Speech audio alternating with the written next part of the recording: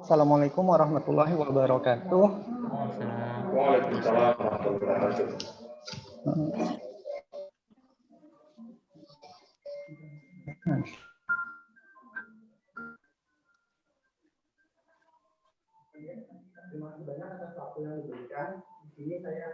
Atas waktu yang diberikan di sini Bapak.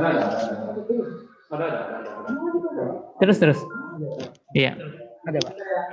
Di sini saya akan mencoba memaparkan tentang asesmen nasional yang melatar belakangi perubahan dari ujian nasional ke asesmen nasional itu adalah skor PISA di PISA.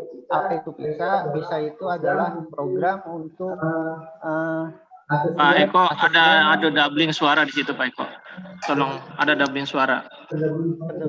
Ada doubling suara. Ya oke, silakan Pak, ulangi. Tolong diulang Pak Eko ya. Oh iya Pak, ya Pak.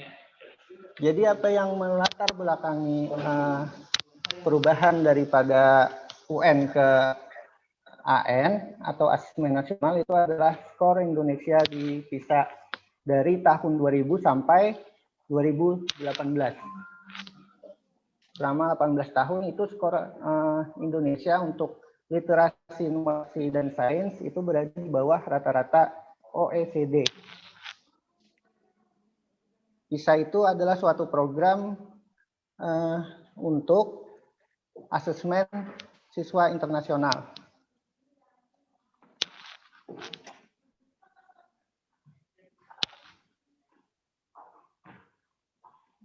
Kemudian juga ada disparitas antar wilayah. Nah, disparitas antar wilayah ini tadi skor Indonesia rata-ratanya untuk membaca, matematika, dan sains itu adalah 300-an. Sementara kemudian dilakukan pengambilan sampel untuk siswa di Provinsi DKI Jakarta dan Yogyakarta, itu skornya adalah 410 sampai 430-an. Itu artinya ada wilayah di Indonesia yang skornya sangat rendah.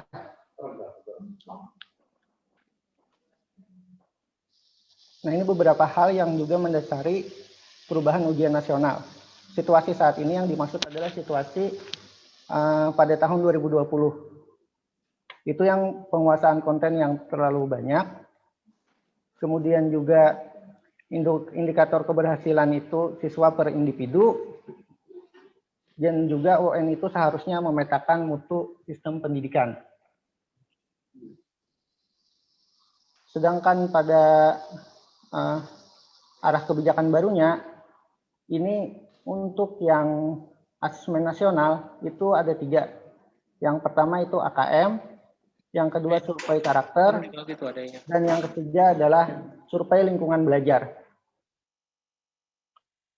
AKM sendiri itu terbagi menjadi 2, yaitu kemampuan untuk literasi atau memahami suatu bacaan, dan numerasi, kemampuan untuk memahami data angka. Kemudian pesertanya itu ada, ini sebenarnya bukan kelas 4 tetapi kelas 5. Itu ada kelas 5, kelas 8, dan kelas 11. Kenapa dilakukan pada kelas 5, 8, dan 11? Agar hasil asesmen nasional ini nanti dapat menjadi perbaikan mutu pendidikan, sehingga yang kelas 5 nanti masih sempat menikmati hasil daripada mutu perbaikan pendidikan tersebut.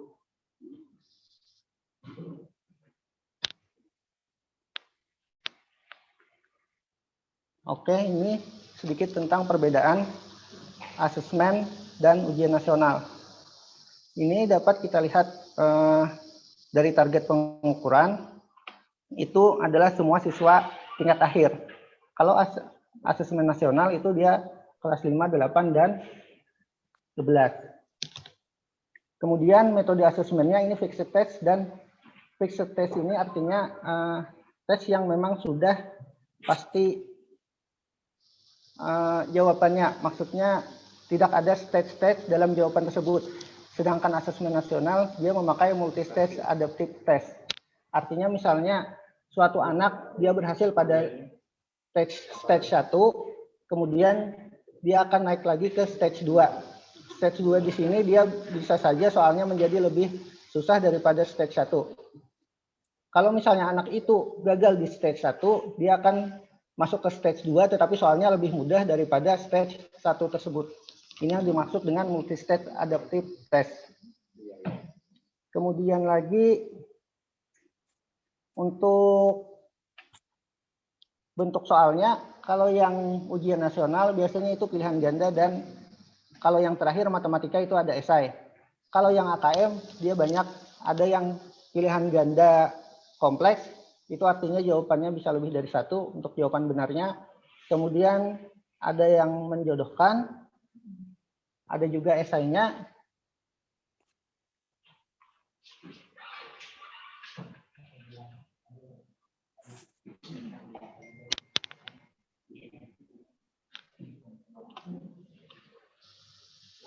Ini asesmen kompetensi minimal, itu fungsinya untuk mengukur kompetensi berpikir atau bernalar siswa.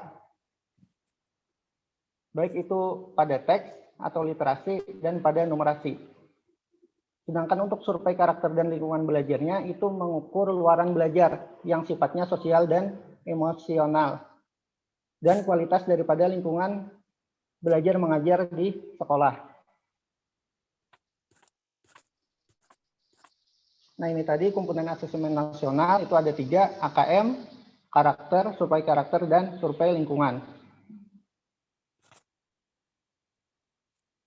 Untuk yang asesmen literasi, itu ada memahami, menggunakan, mengevaluasi, dan merefleksi dari bacaan nanti. Kemudian untuk yang numerasi itu ada memahami, mengaplikasikan, dan bernalar.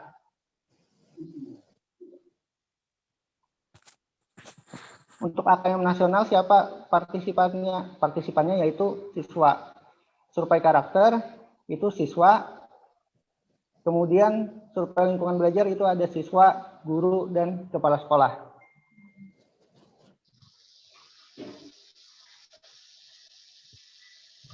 Nah, ini adalah komponen AKM. Ada 2, yaitu tadi numerasi dan literasi. Secara konten, numerasi hanya mencakup bilangan, pengukuran dan geometri, data dan ketidakpastian, sama aljabar. Kalau literasi, dia memuat konten berupa informasi dan sastra. Kemudian proses kognitifnya itu ada memahami, untuk yang numerasi, aplikasi, dan penalaran. Untuk yang membaca atau literasi, itu ada menemukan informasi, retrieve dan akses, interpretasi dan integrasi, sama evaluasi dan refleksi.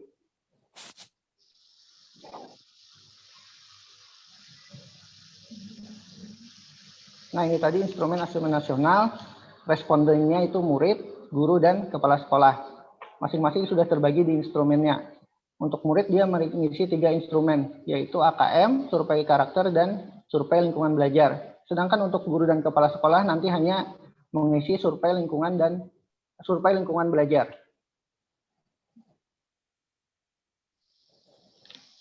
Nah, ini yang dimaksud dengan multi-stage adaptive system tadi.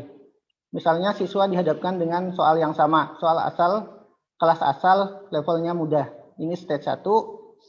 Jika siswa tersebut berhasil menjawab dengan benar, dia akan masuk ke stage 2 dengan level mudah dan sedang. Jika dia berhasil lagi menjawab dengan benar, dia masuk ke stage 3. Level sedang dan sulit. Nanti kalau berhasil, maka dia dianggap mahir. Sedangkan yang gagal nanti dia akan masuk ke stage 2 dengan level mudah dan sedang. Kemudian jika gagal lagi dia akan masuk ke kelas sebelumnya ini tadi dengan level mudah dan sedang lagi. Di sini ada 4 informasi yang dihasilkan, yaitu misalnya dia gagal maka siswa tersebut perlu intervensi. Jika di kelas terakhir tadi dia berhasil, maka dia termasuk dalam kemampuan dasar. Setelah itu ada cukup dan ada mahir. Ini adalah asesmen literasi. Bukan contohnya, Pak. Contohnya nanti ada di belakang. Itu ada 2 kontennya, yaitu teks fiksi dan teks informasi. Teks fiksi di sini mengajak peserta didik untuk menikmati cerita dan melakukan perenungan tentang permasalahan kehidupan yang ada dalam teks. Bacaannya bisa berupa cerita rakyat, legenda, mitos, fiksi ilmiah, dan lain sebagainya. Untuk teks informasi, itu biasanya teks yang bersifat saintifik. Stimulusnya biasanya berupa iklan, pengumuman, berita, dan sebagainya. Yang ini untuk numerasi. Numerasi kontennya itu ada bilangan, ada aljabar, geometri, dan pengukuran data dan ketidakpastian tadi. Ya. Kemudian bentuk soalnya seperti yang saya sebutkan di awal tadi, ada pilihan ganda, ada yang pilihan ganda kompleks, isian singkat, menjodohkan, dan non-objektif. Kemudian apa yang akan dicapai level kognitifnya? Yaitu ada understanding, applying, dan reasoning.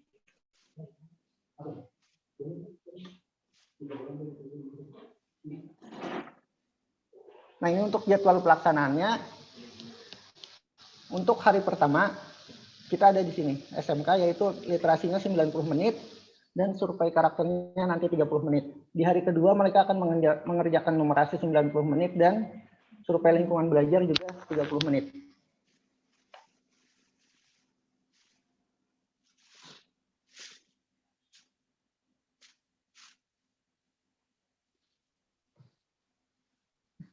Mana Zoom-nya? Hah? Zoom-nya mana Pak? Oh, ini ya, sudah. Oke, ini adalah jadwal yang direncanakan oleh Kementerian Pendidikan. Kita untuk AKM kelas 11 itu rencananya di minggu ketiga bulan Maret tahun 2021. Kemudian untuk daftar pesertanya itu sudah muncul, sudah ada di BON SMK. Sudah ada namanya dan juga G50 Pak. Jadi jumlah pesertanya itu ada 45 orang dengan 5 orang cadangan. Totalnya adalah 50. Misalnya nanti pada suatu tes peserta utama tidak dapat datang, nanti akan langsung digantikan oleh peserta cadangan.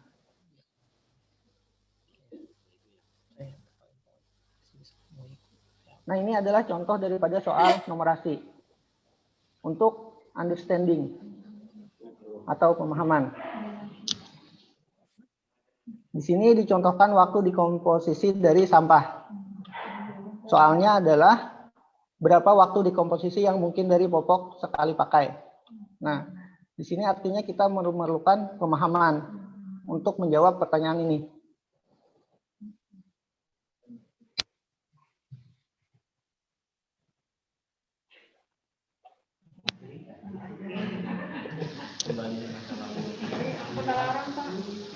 Kemudian yang kedua yaitu applying atau pengaplikasian.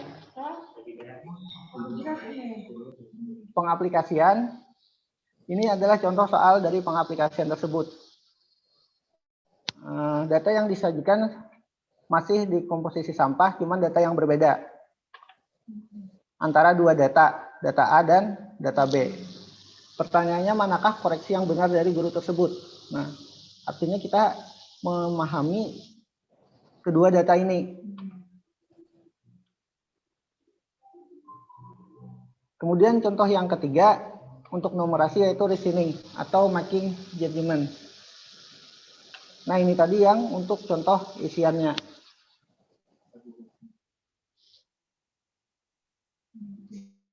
Disajikan lagi waktu dikomposisi daripada sampah.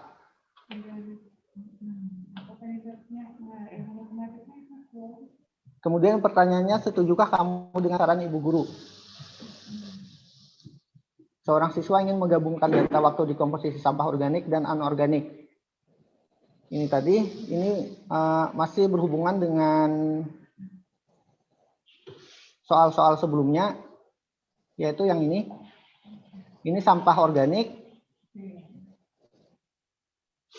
Aduh, lambatnya. Yang ini sampah anorganik.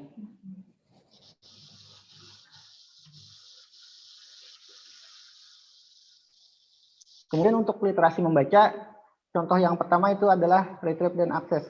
Nah, di sini disajikan suatu contoh iklan manfaat makan ikan. Nah, di sini kita disuruh, di sini siswa diminta untuk mencari apa manfaat makan ikan menurut infografis di samping. Jadi siswa diminta untuk mencari manfaatnya, menelaah manfaat daripada makan ikan. Kemudian contoh yang kedua itu interpret dan integrasi. Disajikan lagi manfaat dari makan ikan berupa teks. Di sini siswa diminta untuk mencari fakta atau opini berdasarkan pernyataan yang ada di kolom sebelah kiri. Kemudian yang ketiga, ini refleks dan evaluasi. Masih sama, yaitu masih manfaat makan ikan tadi, cuman diminta untuk mengisi pendapat dari siswa tersebut.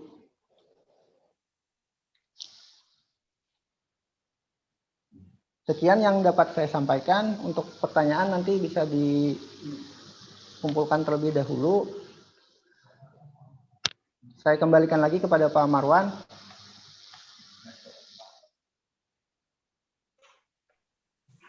Terima kasih Pak Eko ya, yang telah disampaikan mengenai asesmen nasional ya.